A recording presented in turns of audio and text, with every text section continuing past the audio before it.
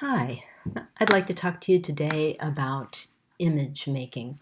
Why it is that humans make images. Why do we draw? Why do we paint? It seems like that might be the very first question to ask. I've got an image up here and happens to be an image of me.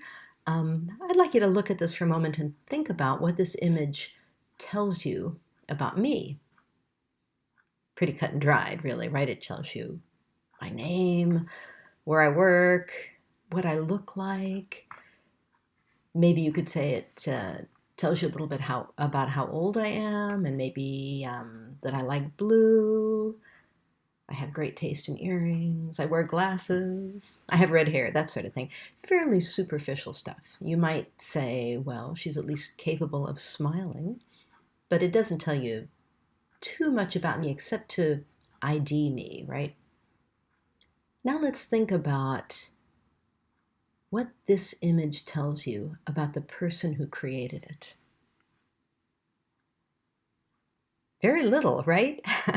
It tells you perhaps that the person was a colleague of mine, an employee at Cascadia, maybe a conscientious person who knows how to get their subject right in the middle of the frame, maybe a nice person who was able to get me to smile, and you'd be right about all those things, but again, extremely superficial. When you look at this picture, it's really way more about me than it is about the person who made it, right? I'm going to show you a photograph, or not a photograph, rather, a photograph of a painting of another redhead. Can look at this for a moment and see what the painting tells you about her. Obviously, she has red hair, dressed rather simply. I wish that I could let you do the talking here, but since I have to do all the talking, I'll just come up with some of the ideas that students of mine have come up with in the past. Person who perhaps is a little bit introverted. She doesn't seem to be engaging us with her eyes. If this is her home, she has obviously very wild taste in wallpaper. She might like green. She's got a funny rope in her hands. Again, not a whole lot that we can tell about the subject besides her superficial appearance. Let's think now about what we can tell about the artist, the person who created this. I'm giving you a moment to think about what you can tell. I'll tell you what I can tell. I can tell when I see the rhythmic little polka dots in the background and the vigor with which the design of this wallpaper was painted. I can feel a sort of, I don't know how to put it into words. You don't paint in words normally, right? You paint in forms, and they communicate to us something that's beyond words. I'm going to show you another painting of this same subject by this same artist, Vincent van Gogh. This one's in the Met. This one's in the Netherlands. Same woman, obviously. She's even wearing the same clothes. It looks like maybe even sitting in the same chair. Look at the difference in the way the wallpaper pattern is depicted here, the difference in the way the dress is painted. Let's go back to that first one and see the differences in the way Van Gogh saw her. Why would he paint her twice like that? I feel when I look at these two paintings that there was something he was trying to get at that he hadn't quite got at yet, right? This woman, Augustine Roulin, is someone I happen to know a lot about, and you will too once you've studied some art history. She is one of the most famous models in art history because Van Gogh painted her again and again. This one's in Chicago. This one's in Amsterdam. This one's in Boston. Each one more beautiful than the next. And I think seeing all of these paintings together might give you a little bit of the feeling of the obsessive drive that Van Gogh felt to draw out everything he could from his subject and from himself when he was painting. I think the person who photographed my ID had no intention of going back and doing it again and again, right? She ID'd me, and that was enough. I think Van Gogh wanted something, or maybe want is too small a word for it. He was driven to something that was much bigger than just IDing Augustin Rouland. If you look back at these again, I'm just going to skip back through them real quickly. Maybe, I don't know if any of you have ever seen a Van Gogh in real life, but I've stood in that museum in Amsterdam where the one of these paintings is. I've seen this one at the Met. I've seen the one in Boston. I've never seen this one. But when you stand in a room, especially with a bunch of Van Gogh paintings, like in the Stedelijk, I'm probably saying that wrong, museum in Amsterdam, there's almost a feeling that he is standing there with you. It is spooky. You feel like he's looking over your shoulder, like he's walking around with you. There's that much soul in these paintings. So, Augustine Rouland, she was married to Joseph Rouland, and Joseph was one of Van Gogh's friends, and he did a whole bunch of paintings with him too. He did 3 paintings of their teenage son, Armand. He did 3 paintings of their 11-year-old boy, Camille, and he did 4 or 5 paintings of Marcel, the little baby girl who was in the cradle. I'm going to go back so you can see the rope in Augustine's hand. That rope is attached to a cradle, and that's why these paintings are all called La Berceuse, the lullaby. Now look at the vigor with which the paint is put on. Look at the way this beard is painted, for example. Look how every stroke stands out to us, right? Look how vigorously and athletically Van Gogh uses the paint. I want to show you a drawing of Joseph Rouland. Oops. I have Augustine Rouland here, but this is Joseph, not Augustine. It is at the Getty Museum, though, and it's an ink drawing. And you can see that when he draws with this pen or very narrow brush, perhaps, that he was using, there's the same kind of vigorous motion as when he was painting.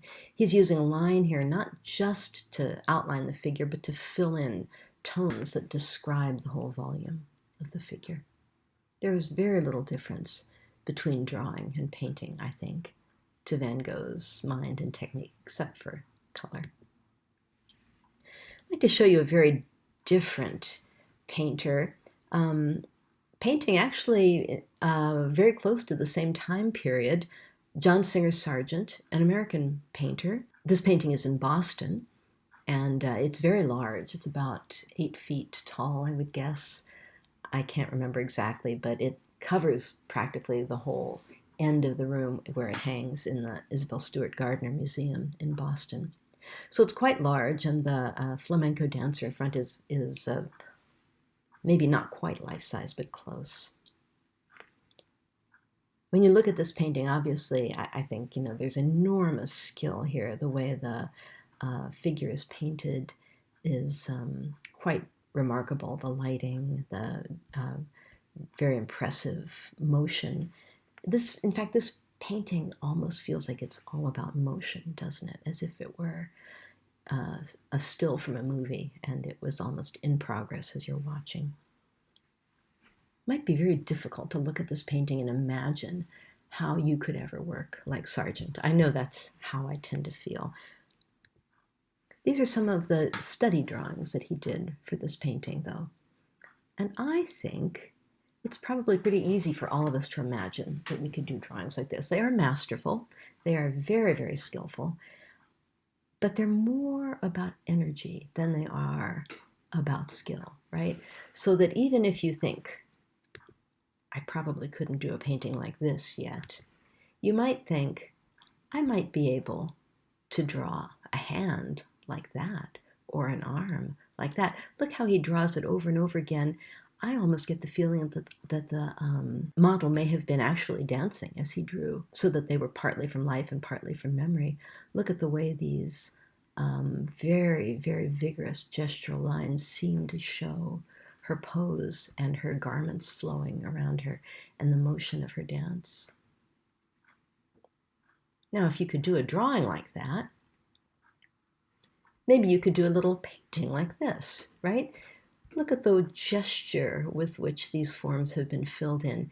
It's very, very reminiscent of the gesture of those drawings, right? Very, very simple.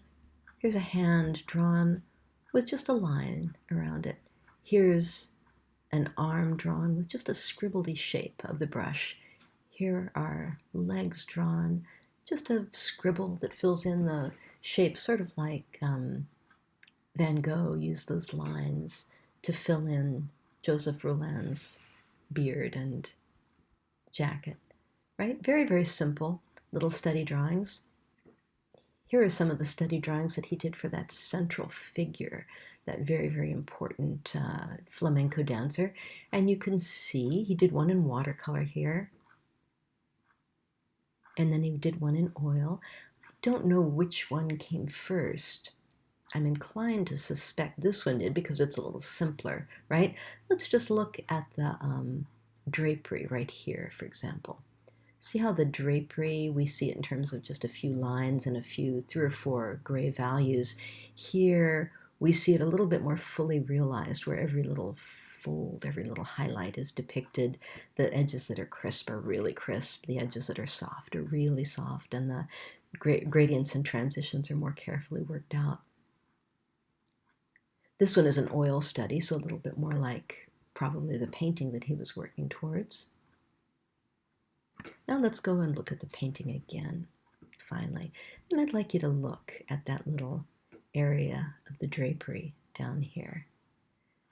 It almost looks like he changed his mind and went back to something that was a little bit looser, right? There's very, very careful detail on this hand, on the face, much more careful detail on the drapery here, at least more dramatic value contrast on the areas where he wants our eye to really zoom in. But it seems like he may have loosened up on some of his technique in certain places, probably to enhance that feeling of rapid motion, right? Let's look at these guitars up here.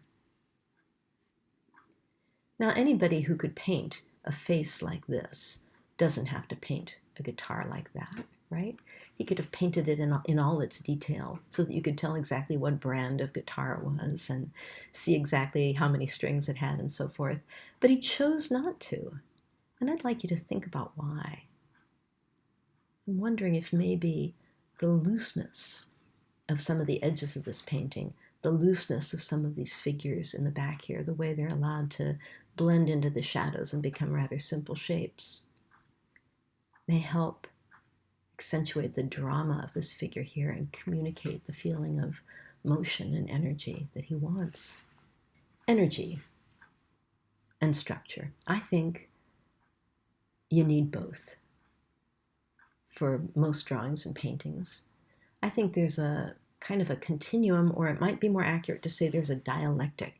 A continuum would mean that your drawing could be more down at the energy end or more up at the structure end. And of course that can happen. But I think what the word dialectic means is that you have two things that are kind of opposites, right? That work against each other almost, and yet they're both good, and you need them both. Energy to me is associated with fast tempo, moving your arm, athletic skill, a real strong sense of the artist's hand. Energy is the thing about the work that typically points to the artist, that expresses the artist. Energy involves a lot of risk because when you're moving fast, you tend to make mistakes in every realm of life, not just drawing and painting. Structure, of course, is associated with a slower tempo, fine motor skills. Structure gives us a lot of information about the world. Think about those two studies that Sargent did, the watercolor study of the the fabric in the dress there and the oil study. The oil study, I would say, is more structured. It gives us more information about that fabric. It points to the subject. It IDs the thing you're looking at, right? It requires control and it expresses control. So in some ways, these two things are opposites, and yet we need them both. I'd like to suggest that as you're starting, the most important thing is energy, because you can't add energy to a drawing or a painting. It has to be there from the start. You can add structure, and there are many ways that you can add structure. You can add structure by increasing your abilities over time, or you can add structure by working on a drawing or painting until it is more structured. This is a Sumi painting. It is a beginner's Sumi painting. It's an exercise from a Sumi painting book. And this is about as far as I ever got in Sumi painting. I studied it for a year, and I learned to make this stroke for about the first 3 or 4 months. And then I finally graduated to these strokes and this stroke. Sumi painting requires you to learn to make a stroke that looks absolutely free and energetic and uses a very, very vigorous movement of your arm, but is absolutely controlled because you've mastered it so well. People who are Sumi masters, like Hasegawa Tohaku, practice all their lives for decades to be able to execute work in minutes or hours. This is a screen that's probably about, I'm going to say about 6 feet tall, and that would mean it's probably about 24 feet long. Here's a detail of it so that you can see it a little bit clearer. There are those same bamboo strokes, the one I know how to do, and yet look at the glorious difference in the textures, the value contrast, the edges he's able to get. This screen is covered with gold leaf, so it would have been very, very expensive to create. None of these marks could be erased, and so when he made a stroke like this, he had to nail it. He had to get it exactly right. When he made a stroke like this, he had to know exactly where the stroke would break or become rough on an edge, exactly where it would be crisp, exactly what the value of the ink would be, or the values, because sometimes you can get more than one value of ink in a stroke. He had to be so expert in exactly what his brush would do that there was no question when he moved his arm what was going to happen. I guess you'd say that this is a way of getting energy and structure that takes a lifetime, and some of you will put a lifetime into this effort, I hope. The Sargent way of doing it is a way of perhaps getting energy and structure together in one piece by doing a lot of preparatory work, which is typically very energetic, and then building a structure into the piece. I'm going to be showing you a way of drawing where you start in each drawing with a very energetic but soft beginning that you can manipulate and change and pat into shape, giving it structure as you go along. And finally, I want to show you a very, very beautiful drawing. Nobody knows for sure how old this is, but it is many, many thousands of years old. It was done in an area of the world that we now know as France, long before the concept of France existed. And it is a beautiful drawing of these animals, whatever they are, again and again, right? Some of the same profiles seem to occur again and again. It might remind you a little bit of the way Van Gogh drew Augustin Rouland. Or it might simply be that this artist was drawing a whole herd of these animals. We don't know anything about this artist, whether he or she was male or female. We don't know exactly why they did this drawing. And Yet when I look at it, I feel a kinship with this person. I feel that he or she was trying to express something that has made them immortal to me. We've been doing this, we humans, for a long, long time. I invite you to join me in learning to draw expressively.